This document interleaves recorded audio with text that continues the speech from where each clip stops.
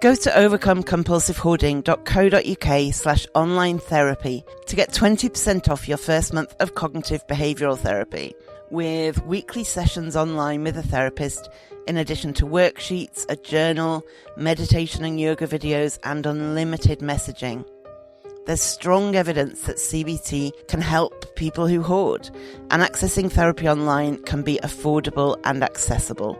Find out more and get your discount at overcomecompulsivehoarding.co.uk/online therapy. A lot can happen in the next 3 years. Like a chatbot may be your new best friend. But what won't change? Needing health insurance. United Healthcare Tri-Term Medical Plans are available for these changing times. Underwritten by Golden Rule Insurance Company, they offer budget-friendly, flexible coverage for people who are in between jobs or missed open enrollment. The plans last nearly 3 years in some states, with access to a nationwide network of doctors and hospitals. So for whatever tomorrow brings, United Healthcare Tri-Term Medical Plans may be for you. Learn more at uh1.com. Ryan Reynolds here from Mint Mobile. With the price of just about everything going up during inflation, we thought we'd bring our prices down. So to help us, we brought in a reverse auctioneer, which is apparently a thing. Mint Mobile Unlimited Premium Wireless. How to get 30, 30, bit to get 30, bit to get 20, 20, 20, bit to get 20, 20, bit to get 15, 15, 15, 15, just $15 a month? Sold! Give it a try at mintmobile.com/switch. $45 up front for 3 months plus taxes and fees. Promo rate for new customers for limited time. Unlimited more than 40 gigabytes per month. Slows full terms at mintmobile.com. Hiring for your small business? If you're not looking for professionals on LinkedIn, you're looking in the wrong place. That's like looking for your car keys in a fish tank. LinkedIn helps you hire professionals you can't find anywhere else, even those who aren't actively searching for a new job but might be open to the perfect role. In a given month, over 70% of LinkedIn users don't even visit other leading job sites. So start looking in the right place. With LinkedIn, you can hire professionals like a professional. Post your free job on linkedin.com/spoken today.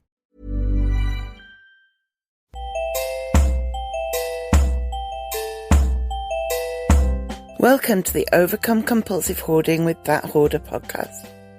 I am drowning in stuff and trying to find a way out. Listen as I explore the issues and delve deep as somebody profoundly affected by hoarding disorder. Find out more, including links to subscribe to the podcast at overcomecompulsivehoarding.co.uk, and find the links there to follow me on Twitter, Facebook, Reddit, and all over the place. So instead of starting by reading out a review this week, I'm starting with a thank you for a really kind donation. So thank you to Fermented Food Freak. I like the alliteration. It's so encouraging and helpful. And also thank you for the message you sent me. As you sent it me privately, I won't read it out, but I appreciate it. It all helps to keep me going, to keep me encouraged, to keep me motivated. It's brilliant. If you want to help, not necessarily financially, but in any way, there are lots of ways and ideas at overcomecompulsivehoarding.co.uk/support. So today I'm going to talk about being wasteful, but in particular how sometimes it is okay to be wasteful and how sometimes being wasteful can even help us. Now that might sound like a challenging thing to hear. I think a lot of hoarders, myself included, are more conscious of waste than most. And it wouldn't surprise me if that particular sensitivity to not wasting things contributes to the problems we have. If I didn't have such a strong sense that I should save things rather than waste them, I wouldn't be in anywhere near the problem I'm in now. And even the home I grew up in was not hoarded. It was very neat and tidy, but there was a really strong sense that you couldn't, shouldn't, mustn't waste anything ever. It was very important, and that was instilled in me, and it is a principle as a rule that we should, as societies, bear in mind, given the state of the world, the state of the climate, the state of plastics in the seas, the state of plastics in our bloodstream, I read the other day. I will add that link to the show notes because it is genuinely horrifying that some blood was tested, and I think it was 80% of the people whose blood was tested, microplastics were found in their bloodstream. I know it had already been found in digestive systems and placentas. But yeah, of course, we are living in a world that we as humans have damaged massively, and the cultural move to everything being temporary and short-term has no doubt played into that. So I think most responsible citizens want to reduce waste, and I think most hoarders want to reduce waste but see potential in items that others would immediately see as waste. So I think we have that additional aspect to what we're dealing with. Not only do we want to reduce waste, but something that someone else would pick up and say, this is clearly rubbish, and put it in the bin, we wouldn't necessarily.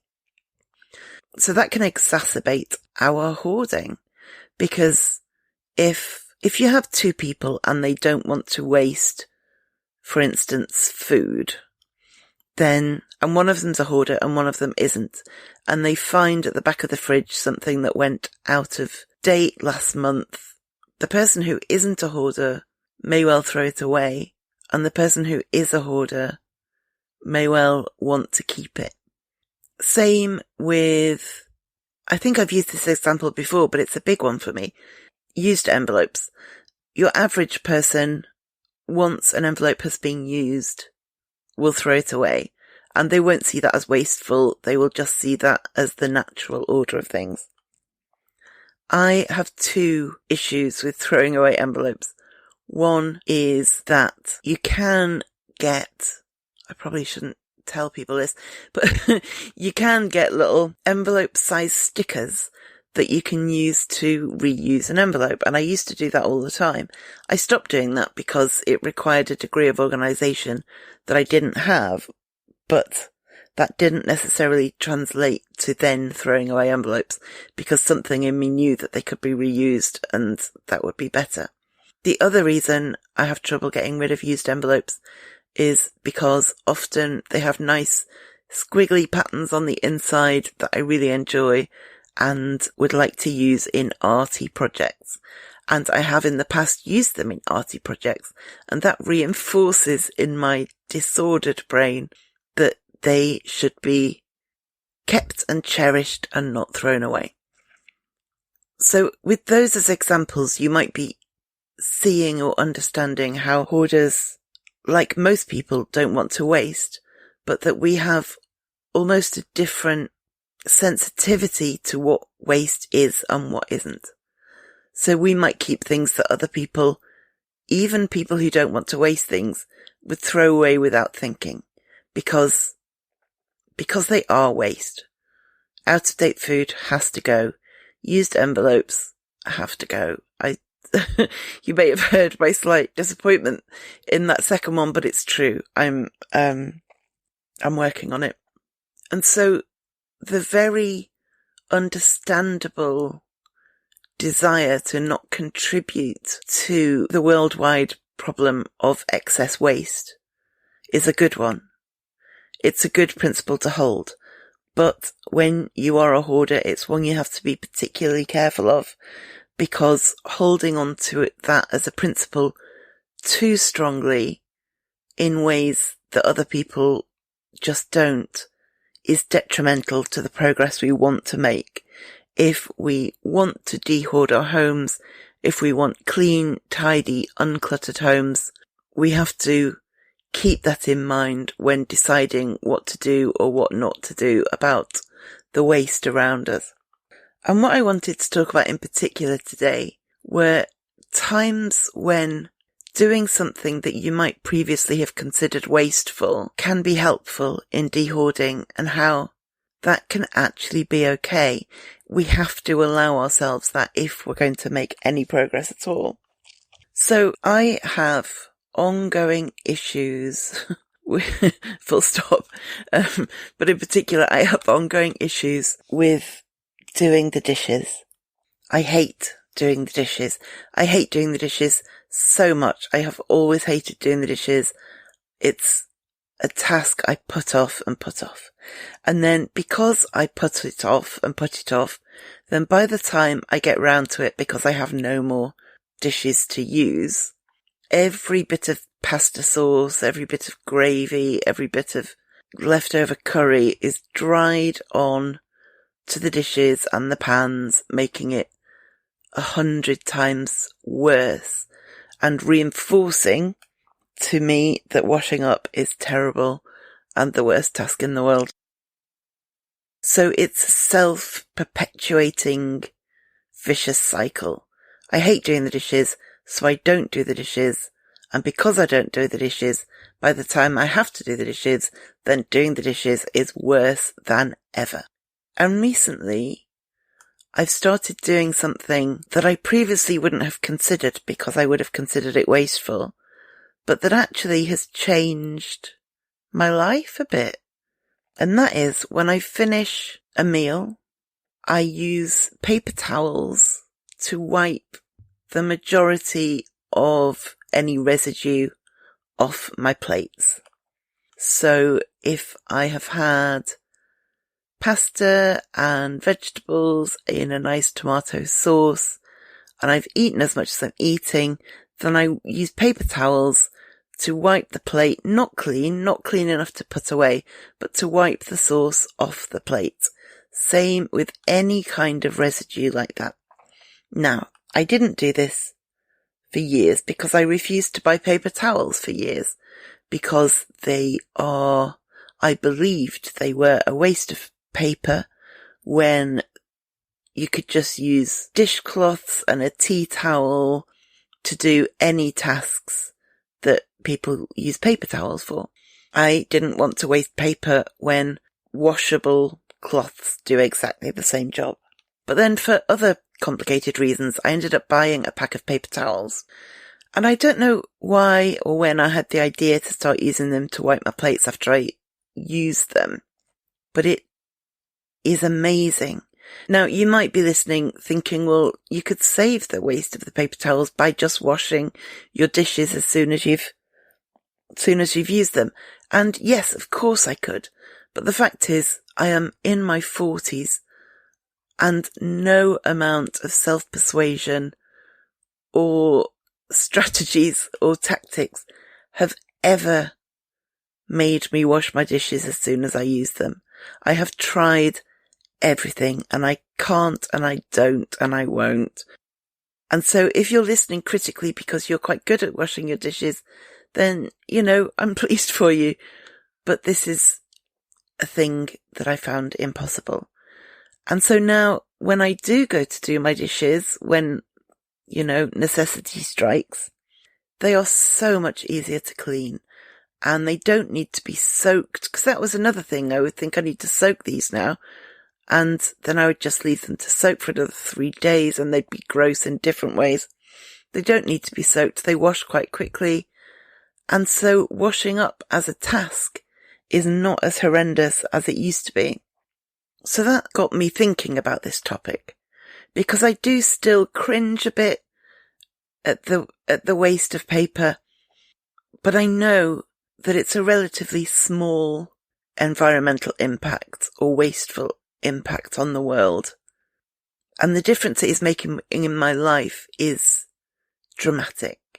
That sounds like an over-exaggeration, but it isn't. It has made such a difference.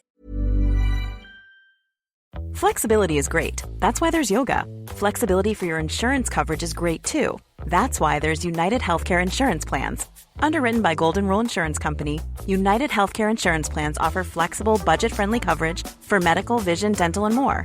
One of these plans may be right for you if you're, say, between jobs, coming off your parents' plan, turning a side hustle into a full hustle, or even missed open enrollment.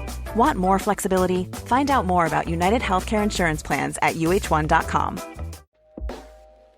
Hey everyone, I'm Craig Robinson, co-host of the Ways to Win podcast, alongside my good friend John Calipari. I've been on the go recently. Phoenix, Kansas City, Chicago. If you're like me and have a home but aren't always at home, you have an Airbnb. Hosting your home or a spare room is a very practical side hustle. If you live in a big game town, you can Airbnb your place for fans to stay in. Your home might be worth more than you think. Find out how much at airbnb.com/host.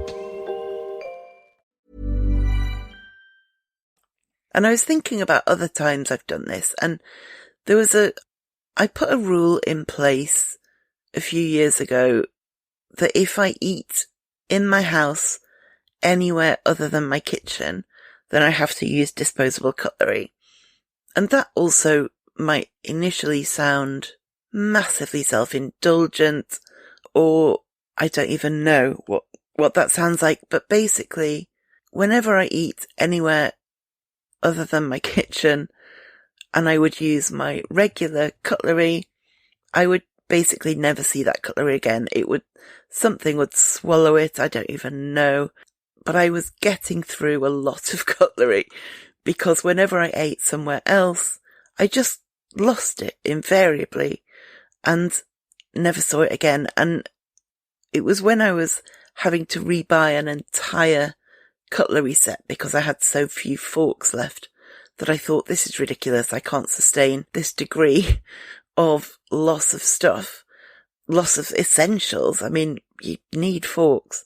That I said, right, if you eat anywhere other than your kitchen, you're going to use disposable cutlery. That's now a rule.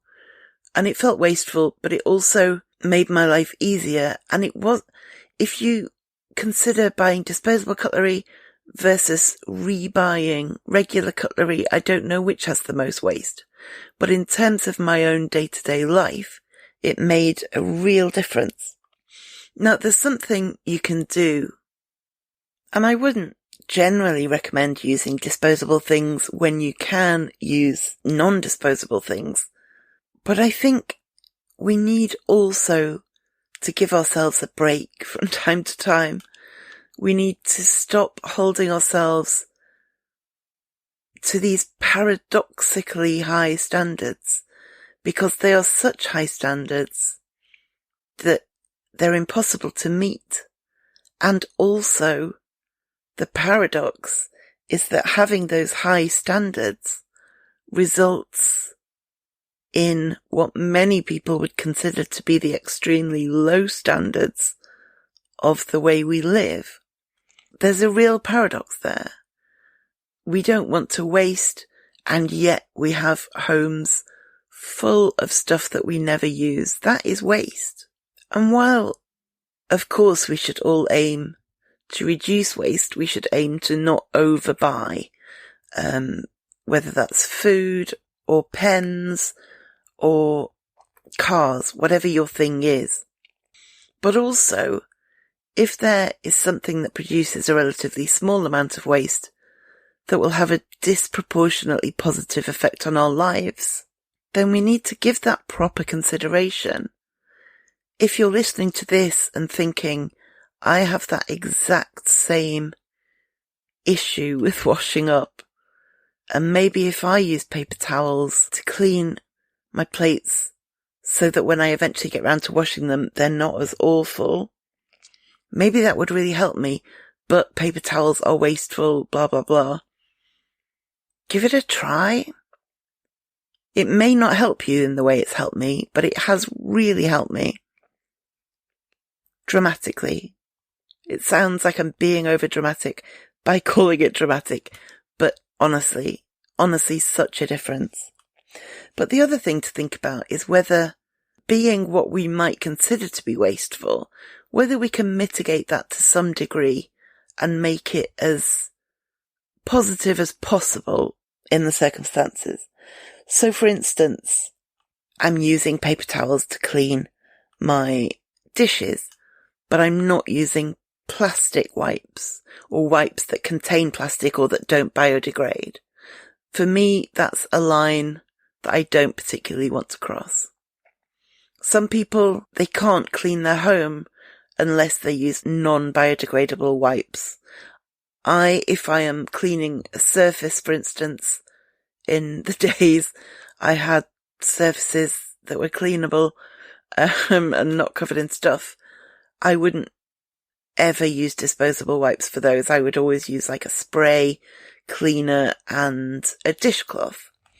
But if for you have a similar issue that I have with washing up, and for some reason non-biodegradable wipes are best for you, then you know what? Do it. But if you're using non-biodegradable wipes and you could switch to biodegradable ones or to something eco-friendly from a spray and paper towels, maybe give that some consideration. And like with the disposable cutlery, my biggest problem with it was the plastic. That most disposable cutlery in the days I started doing this was plastic, but recently it's become so much easier to get wooden or bamboo disposable cutlery, and so I am shifting over to those, and they're really fine. They're great, and I know that although it's still wasteful, and I know that although they will still stick around in a landfill for some time, it won't be anything like the environmental impact of using plastic ones. So even though we do all have to pay attention as humans to reducing our carbon footprint, reducing waste, hoarders do feel this more than most, or a lot of hoarders feel this more than most. The key is to not let it become a stumbling block. If something that is slightly wasteful will help you in a big way, consider allowing yourself to do it. And if you are doing things or considering things that some would consider wasteful, just have a think about whether there's a slightly more environmentally friendly way to do it, because that will ease your conscience a bit. You won't feel as bad about putting something in the bin, and we need to give ourselves a break. This paradox of such high standards leading to such low standards is a real one, and it's something we each need to examine for ourselves and come to our own conclusions. In just 1 second, I'll give you my top tip of the week. In the meantime, please do subscribe to the podcast, review it, 5 stars would be amazing, and share it with your friends or anyone who might be interested or who might benefit from it. It all really helps. To find more ways to support the website, the podcast, and my overall de-hoarding project, go to overcomecompulsivehoarding.co.uk/support. Now, back to your top tip. So my top tip this week is to remind yourself of why you want to change. Remind yourself of why you want to live differently. Remind yourself of your original motivation. What was the thing that made you one day say, okay, I just have to sort this out. I've had enough. I need to fix this. Remind yourself of where your determination to get better came from. Because it's easy to lose sight of that over time, but it's important and it can be a motivator. So keep that in mind. Okay, thank you for listening, and I will speak to you next time. Thank you for listening to the Overcome Compulsive Hoarding podcast. You can find more online at overcomecompulsivehoarding.co.uk. You can find me on Twitter at @thathoarder and on Facebook at Overcome Compulsive Hoarding with That Hoarder. To find out more about how you can support this podcast and the overall project, go to overcomecompulsivehoarding.co.uk/support, and do subscribe to this podcast so you make sure you don't miss any future episodes.